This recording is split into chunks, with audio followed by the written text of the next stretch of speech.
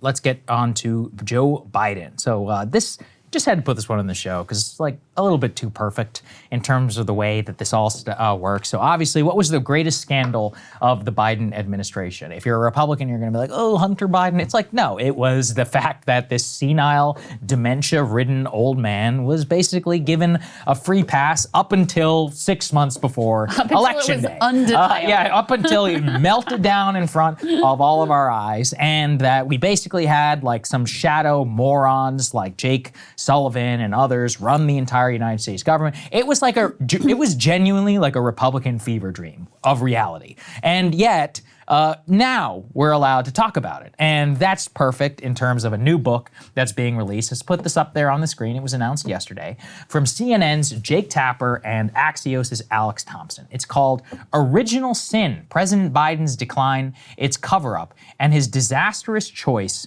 to Run Again. Okay.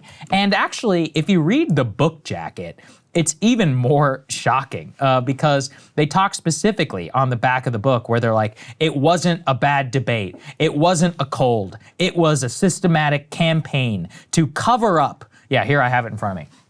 What the world saw in the 2024 debate was not an anomaly. It was not a cold. It was not someone who was under or over-prepared. It was not someone who was just a little tired. It was the natural result of an 81-year-old man whose capabilities had been diminished for years. Biden, his family, and his team let their self-interest and fear of another Trump term justify an attempt to put, at times, an addled old man in the Oval Office for 4 more years. What was the extent of it? Who knew? Was it a conspiracy? We will let the facts speak for themselves. They say it was based on 200 interviews with Biden officials. So I want to split the difference here. For Alex Thompson, as people know, we had Alex Thompson on the show, legit dude. Now, did he call out the Biden stuff as much as I would have liked? No. But was he ever denying the reality of Joe Biden being an addled old man? Also no. He took it seriously. He did a lot of reporting about it. And actually, he was one of the only critical Biden reporters the entire time about how shit was really going on the inside and about how people were terrified, really, of Biden's age. And so when Biden dropped out of the race, he was a go-to for here on this show and for a lot of other people. Tapper, though, is a whole other story in terms of CNN and how they treated the Biden age allegations until it became undeniable. We're gonna show people a clip in a little bit, but I just think it's ridiculous that Tapper is acting as if he was some sort of like lone voice out there trying to tell the truth when he was just as complicit in attacking people who were bringing up Biden's age as all these other idiots in the mainstream media. So I'm gonna read the book, I'll be honest. And honestly, Jake, it's gonna be a blockbuster. Jake, please still come on the show. I want to talk to you about it. We could talk about this face to face. Alex, I know he'll come on. Well, at least I hope so. After all of this, but I just feel like if it's a little too cute right now to put something like this out there and just act like you had no idea the whole time. Jake, you're one of the best source reporters in Washington, man. Like if you wanted to, you could have, but you just decided not to. Yeah, I think that's for me the biggest question because we're gonna show a clip that is really bad about him being, he has a stutter. Oh my God. Anyone who engaged in that is like, should stutter discourse, you're done. If you believe that, you're an idiot. Like, in fairness, that was back in like 2020. It was stupid so then. It was early. It was I mean, obviously we know how we covered it at the time, right? Like it was so obvious. If you looked even in 2020, if you compared him then to when he was vice president, it was very clear this was not about a stutter. This is an old man. And guess what? Aging only goes in one direction. You're not going to get younger over the course of your time in the presidency. So anyone who wanted to see the signs could see the signs.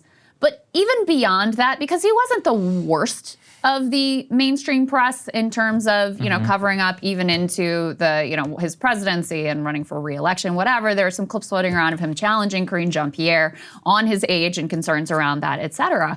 But I think your point is a really important one, which is that, like, you are deeply entrenched in the firmament of DC. You are very well-sourced. You keep those relationships. Like, did they trick you?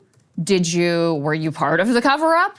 Like, how did this get by you to the extent that it did when, the just regular Americans across the country, Democrat, Republican, Independent alike, were able to more accurately understand the extent of his decline than the Washington Press Corps and Jake Tapper being one of them.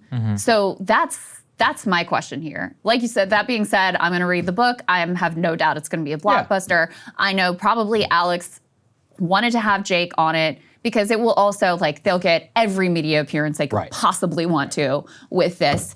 And it's kind of amazing to me that it still is not seen as the massive scandal that it truly was. I mean, this was a gigantic cover-up.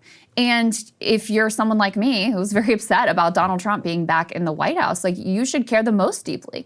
Because I think if there had been a Democratic primary process, if people have been allowed to run and voters have been allowed to truly make a choice, Democrats would have been in a much better position going into this election. And given the closeness of the election, I think it's reasonable to say it's very likely they would have prevailed. So yeah, it's going to be interesting to read. It's going to be interesting to see who knew what and when, but I have some questions for Jake Tapper. Like, for you, what did you know and when? Why weren't you asking questions? Why weren't you really taking it seriously? Were they just able to trick you? Or were you, part of sort of intentionally hiding just how bad the extent of the decline truly was? Absolutely. So with all that, let's take a listen to the Tapper clip. It's from 2020, but this is him on Biden's age. How do you think it makes little kids with stutters feel when they see you make a comment like that? First and foremost, I had no idea that Joe Biden ever suffered from a stutter. I think what we see on stage with Joe Biden, Jake, is very clearly a cognitive decline. Okay. That's what I'm referring to. It makes me uncomfortable you are to no watch somebody on stage that's so amazing. It's so amazing to me that try and figure out an answer. A cognitive decline. Well, when you're trying to tell me that what I was suggesting was I think that you were mocking his stutter. Yeah, I think you were mocking his stutter, and I think you have absolutely no standing to diagnose somebody's cognitive decline. I would think that somebody in the Trump family would be more sensitive to people who do not have medical licenses diagnosing politicians from afar. Plenty of people have diagnosed your father from afar, and I'm sure it offends you. Your father-in-law from afar. I'm sure it offends you. You don't have any standing to say. I'm not diagnosing him. What I'm saying, Jake, you just talked about a cognitive decline.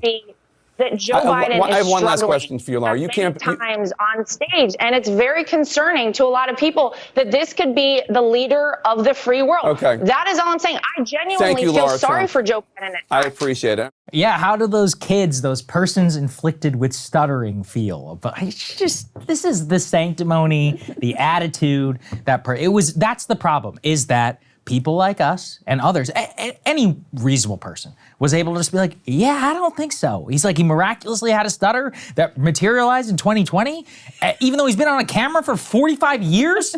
And I personally saw Joe Biden at a campaign rally in 2012. That is the Biden in my head. Yeah. And I remember seeing him in 2019 and just being like, oh man, I attended Joe Biden's, as a journalist, very last speech as vice president in 2016, which again is in my head 3 years later. And I was like, dude, this is totally the different person back then. And as he was president, it was the most openly discussed thing by anyone who was not connected to institutional media. And this is the type of bullshit that they used to basically silence and to smear people who were bringing up the most obvious. So, like, as you said, I'll buy the book, okay? Sorry, but I will buy it. You got me. All right, maybe they'll let us a review copy. Some of us have to pay. Yeah, that's true. We can probably get a free review copy. But maybe honestly, at this point, I should just buy it after this point of talking about it. But the point, I guess, of all of it is just to say you had the opportunity to know. You did definitely participate in all of this. And don't be coming around here acting like you're some, so you're Seymour Hersh or whatever, sniffing out the greatest story in the world. Like, you're not, and it's fine. Did he engage in any cheap fakes discourse? I don't know. That would be truly unreal. I'm not one of those Twitter discourse guys who goes back and, checks everybody's past posting history and all that. But on this one, I just think it's egregious to act as if you were a forward-facing person with credibility. And I actually feel bad for Thompson because he genuinely was on the story at the time, as opposed to Tapper. But I get it. It's Washington. You need to make some money, so we wish you the best. Hey, if you like that video, hit the like button or leave a comment below. It really helps get the show to more people. And if you'd like to get the full show, ad-free and in your inbox every morning, you can sign up at breakingpoints.com. That's right. Get the full show, help support the future of independent media at breakingpoints.com.